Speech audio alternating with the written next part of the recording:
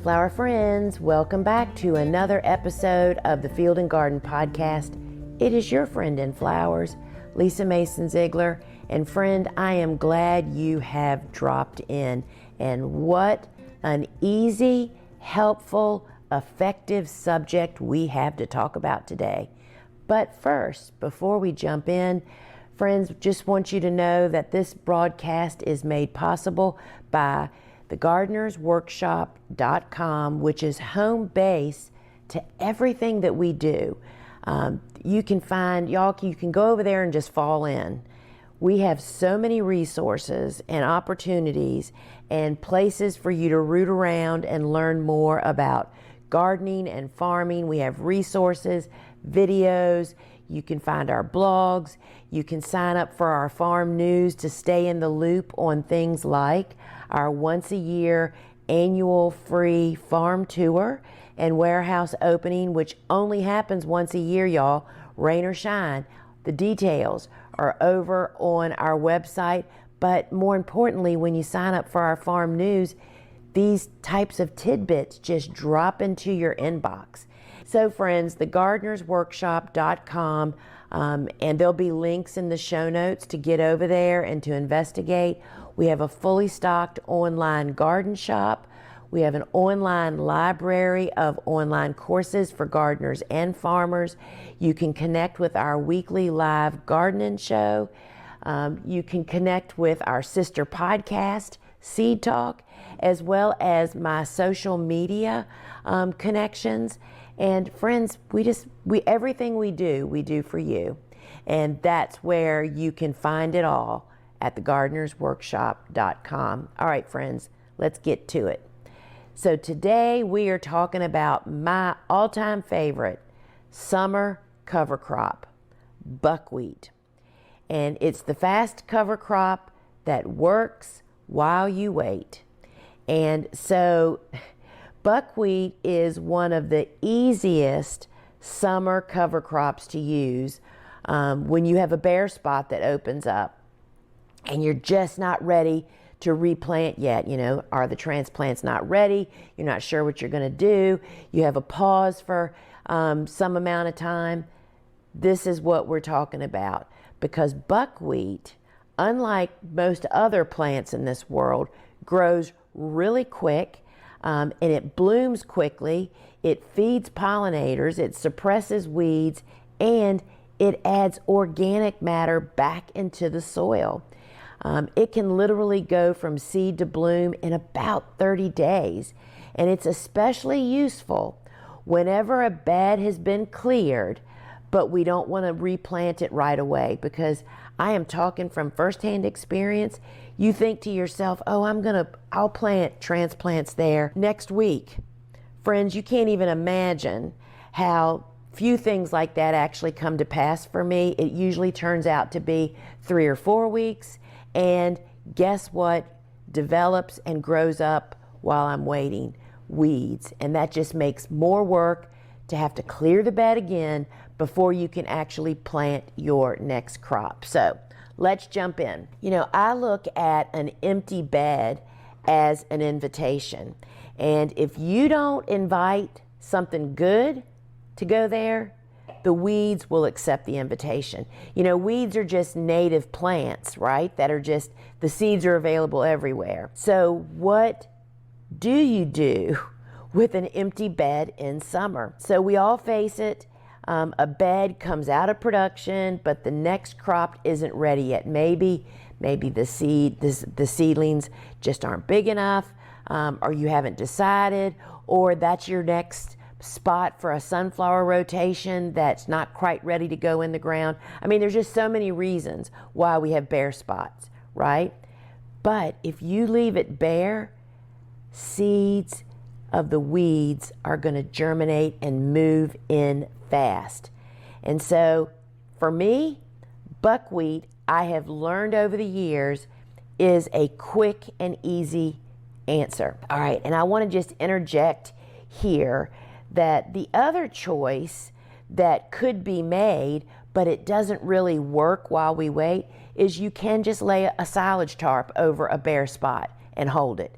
That's always an alternative, right? So let's just talk a little bit more about buckwheat. Buckwheat is not, I don't grow buckwheat as a crop to be harvested like as a cut flower.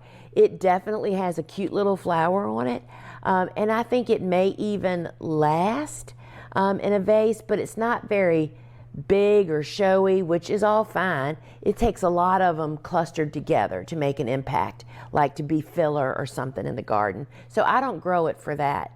I grow it as a cover crop to benefit the soil, my beneficial insects and creatures, and to benefit the next planting, right? For me, it's weed suppression that I love the most, because it grows so quickly into a canopy. It helps to outcompete the weed seeds that are in our soil. And it does so much good work, y'all, while it's doing its job. It provides habitat and food for pollinators and beneficial insects. How many times we used to have, it's not here now, well, it's here, but it's not like this anymore. Back in the day when we were in high production, and I mean, I worked in the garden 5 days a week. You know, I mean, I was out there and in it, unlike now, I only have 2 days a week I get to do that. But anyway, I used to have a cinder block that I would sit at the edge of the buckwheat patch. And when I needed to think, decompress, or figure something out, I would go and sit at the edge of the buckwheat patch and watch the thousands of beneficial creatures, and I'm sure there were some bad ones in there too, swarming and just working the buckwheat. You just can't imagine how wonderful that really is. And you want to know what else what I was imagining when I was sitting there, even before the buckwheat actually bloomed, is I would just think about all the action going on below the canopy. The workers. I mean, if I could have just shrunk down to like 5 inches tall to go into the buckwheat forest, I can't imagine the world going on in there. And that just, y'all, that takes all the stresses and the heat exhaustion out of the front of your mind. Buckwheat is even powerful to restore people, right? So, besides all those beneficial creatures that are working your buckwheat patch, it's going to add a bunch of organic matter when you turn it into your soil. And what I love the most about buckwheat that I haven't really found to be true for any other is it has a hollow stem, so it breaks down super quick. I mean, it breaks down quick just like it grows up quick. Right? There's just not that much structure. And here's the thing about buckwheat, is it has an allopathic effect. That means that it can help to deter the germination of seeds after the buckwheat's been planted in a spot. And so the more I think about buckwheat, it's like, I mean, there could probably be a book written about buckwheat, y'all. It is not a complicated cover crop. It's one of those things that you can actually conquer and do during the busy season. Literally, when you're prepared, you can knock this out in just minutes most often. So how simple is it? Well, you need to plant it into full sun. And then, of course, it grows fast, so that makes it very uncomplicated. And it just fills in those gaps between whether it's a vegetable crop or a flower crop. It just fills the space to keep anybody else from moving in. It's simple to plant. You scatter the seeds, you cover the seeds lightly with soil, and you let it grow. And I tend to only scatter right before rain is in the forecast, or you would need to water. It starts blooming in about 30 days, and there's just nothing more simpler than that, right? So different uses, or how I use it. First off, I want to just say again that I really try to plan planting the cover crop when rain is coming. A lot of times, if I have a bed that I've been hemming and hawing about a flower crop, that's like, yeah, you know, is it time for us to pull that out? When I see rain in the forecast, like in 5 days from now, I may think to myself, you know what? Yes, I need to pull it out, mow it, till it, and let's throw down some buckwheat seed so it gets rained on. A lot of times, the rain pushes me to recognize where do I need to plant buckwheat in the summer, and just kind of helps me make the decision, right? So when a bed is torn down, mowed, and tilled, I scatter the buckwheat seed, and then I cover it with soil by either shallow tilling, meaning you're not going 5 inches deep, you're just surface tilling to just cover the seed, or you can do that with a rake, right? And before long, it starts germinating. And then before you know it, there's this little 6-inch tall canopy, and you can't even see the soil surface anymore. That's when it's blocking the light to get to the weed seeds, right? And then it begins blooming. My secret to such great success with any cover crop actually, but particularly with buckwheat, because it's a summer cover crop, when stuff just really grows fast out in the garden, meaning the weeds, is y'all, you can't plant the seed if you don't have the seed. We always have buckwheat on hand. I mean, as soon as I get 2 plantings away from having enough, I get more.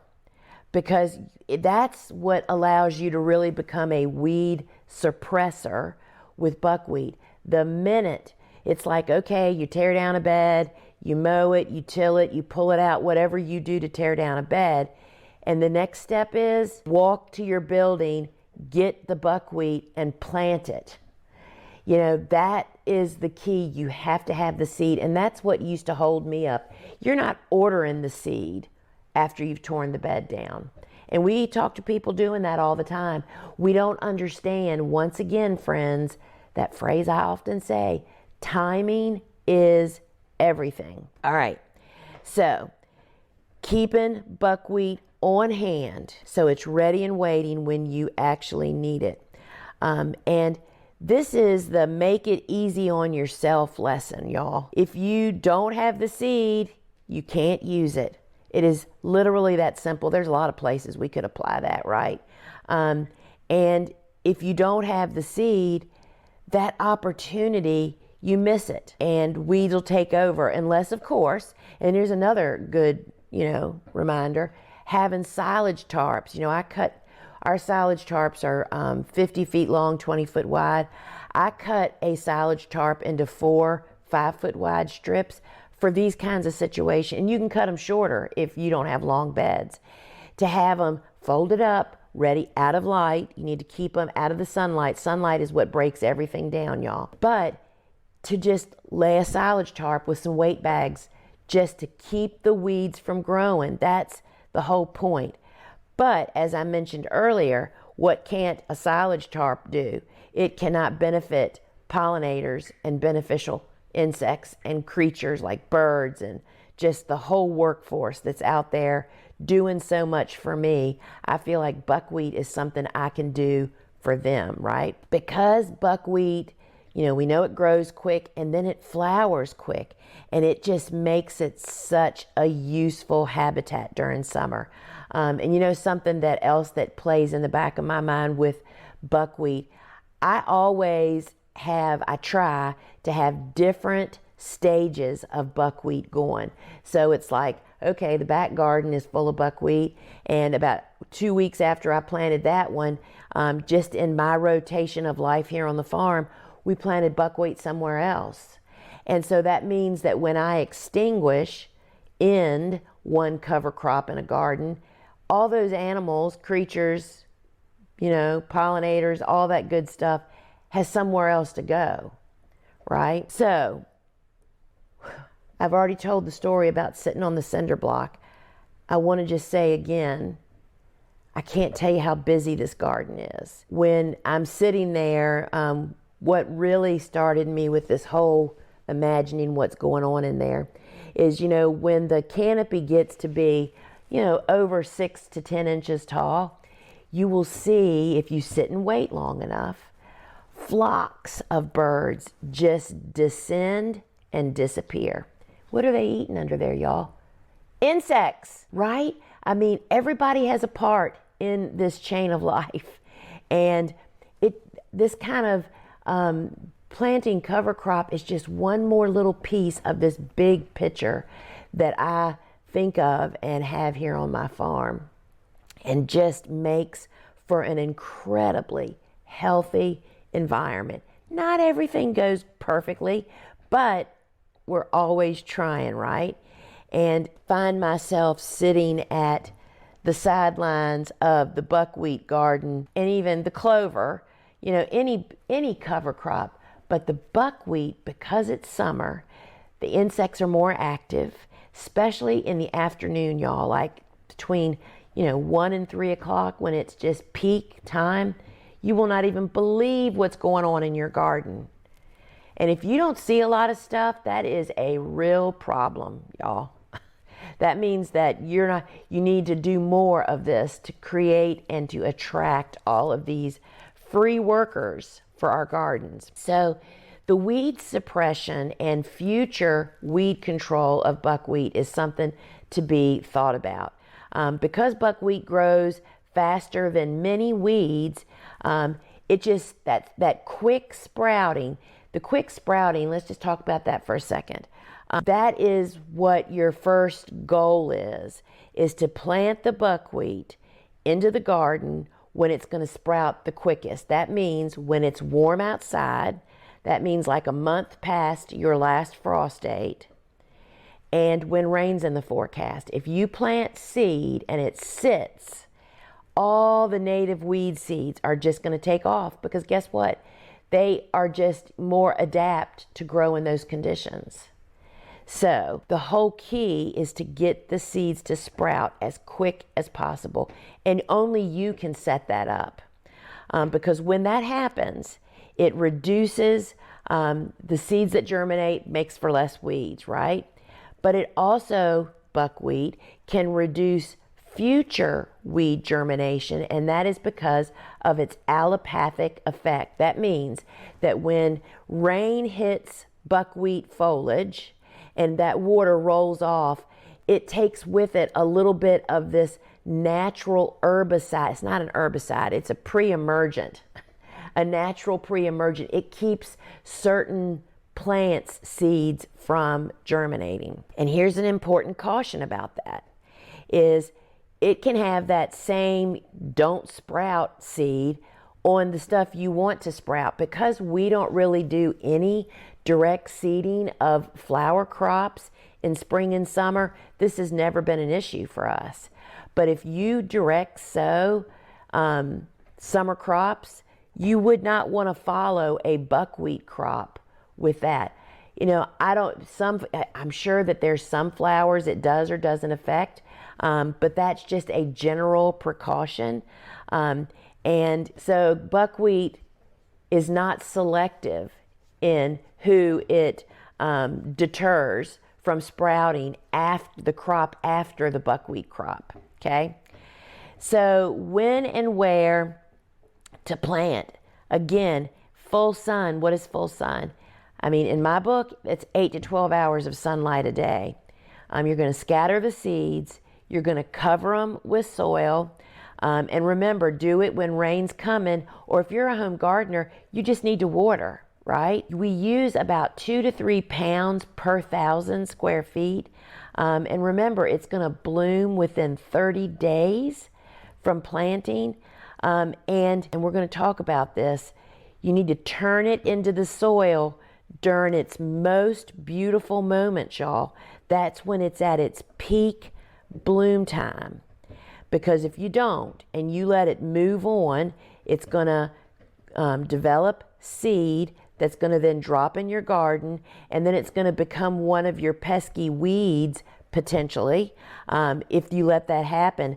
But even more importantly to me, after the seed is starting to be made, the stem gets tough. And that means it takes it It's harder to incorporate and it takes it longer to break down. So let's just talk a little bit more about when do you actually terminate it. Terminating it means ending it. And doing this is key to your success. So many people talk about, oh my gosh, I don't grow cover crops. It is so hard to get incorporated, and then it becomes a weed in your garden. AKA, friends, all of that was caused by the grower, not because of the cover crop, right? So it is key to turn it in when it's at its peak bloom, which is when it's at its fleshiest and freshest stage. So just don't let it go too far and mature to drop seed and to grow into a tough stem that's going to make it near impossible for some people without equipment to turn it in, as well as when you do master that, it takes it forever to break down. I mean, that's just one of the gifts of buckwheat. It can be quick when you do it at the right time. So we turn it into the soil when it's still soft and green, and that just makes it so easy to incorporate. And the gift of buckwheat, the stem is hollow, y'all. So it just breaks down so fast when you figure out all of the steps. So who should try buckwheat, right? I mean, friends, it is good for flower farmers with beds that have space open between crops. The very same thing applies to a home gardener, right? If you have open space in your garden, why would you not plant buckwheat? And I want to just say again, I just can't believe how fast time moves. You can really judge that by the weeds in your garden, right? You think, oh, I'm gonna come back and get those little weeds. And then the next thing your next time you're there is like, how'd they get to be 14 inches tall? I mean, that's how it happens. That's why I say it's almost like I feel like you should carry buckwheat seed in your pocket, but it is all about timing. So for anybody that wants fewer weeds and more beneficial insect activity, you need to plant buckwheat. Growers that are trying to build organic matter.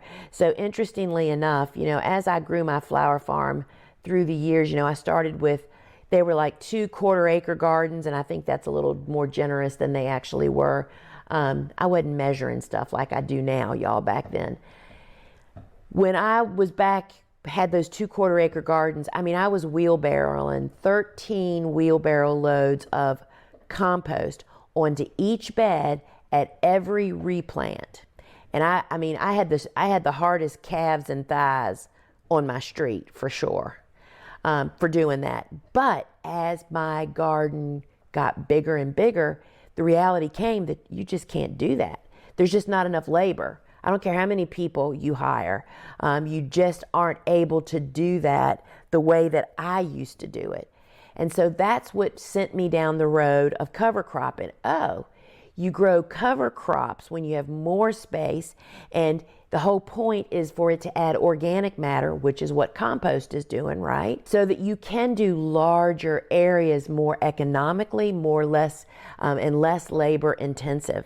And so that's why cover cropping can become a part of a grower's cycle. But friends, I didn't really grow cover crop for the first 10 years until I had my system down, till I had really begun to learn the ebb and flow of my garden, not to mention had customers, was growing flowers, and the rest of the story, right?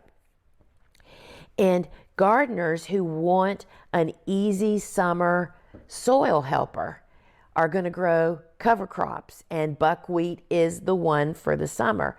Who may it not be ideal for or with, right? If you want to direct sow, like if you wanted to plant beans or something right after it, that might be a problem. So maybe that shouldn't happen. You don't have full sun. It's just not going to grow quick enough to really do its job if it's not getting full sun. Or maybe you don't think you'll be able to cut it down or turn it in before it drops seeds. These are all things you have to plan the end before you begin, y'all. I'll say it again. You have to plan the end before you begin. I mean, that's true in golly day, life, gardening, business, everything, right? All right. So what are my, like go-to words of encouragement and how to make this successful in your garden? Number one, always have buckwheat seed on hand. You can do none of this if you don't have the seed. Use it, stop. Even, that's what I had to do. I had to overcome ever thinking, because this never happens for me, oh, I'll come back and do that later. That's not even in my vocabulary anymore, y'all. It's like, stop. I mean, I think that is a portion of my success, is I have learned I don't open an email unless I can read it and do it. I don't pick up an envelope in the mail to open and look at unless I can then put it where it needs to live. You know what I mean? It's like you don't start something you can't immediate finish, because that's the reality of me. I just don't ever get back to anything. And that's very true in my garden. I have just learned, if I say literally last night, I was pulling out at 8 o'clock. I was pulling out, actually, it was like 15 minutes to 8, and I needed to leave home at 10 minutes after 8 to be somewhere, to go pick something up. And I was in the house doing something. I thought, you know what? I'm just going to go jump in the car and drive around to the gate, and I'm going to jump out. I'm going to turn the car off and jump out and turn my alarm on. I could have 20 minutes of weeding and thinning my sweet corn, which that's a job that never gets done around here. It's not top priority. And it's like, all right, I'm going to do it. I just got up and did it. I would never plan to do that, y'all. I'd never say, oh, I'll come back later tonight when I'm pulling out. You just have to seize the blooming moment, right? So when that space opens in your garden, go in, stop what you're doing, go in and get the buckwheat seed, plant it, cover it, throw some water on it if you're a gardener. If you're a farmer, you're doing this when rain's coming, and move on. Don't overthink this. How much buckwheat seed did I waste? Hundreds of pounds of buckwheat. Back in the day when I didn't realize it had to be covered, I planted it into soil that hadn't been disturbed, meaning to disrupt any developing weed seeds, or I planted it when there was no rain in the forecast, and it just sat out there and the birds ate it. Don't overthink it, but you have to do it. It's just a small habit, another small habit to support a healthier garden. All right, friends, reap the benefits. Make buckwheat a part of your garden.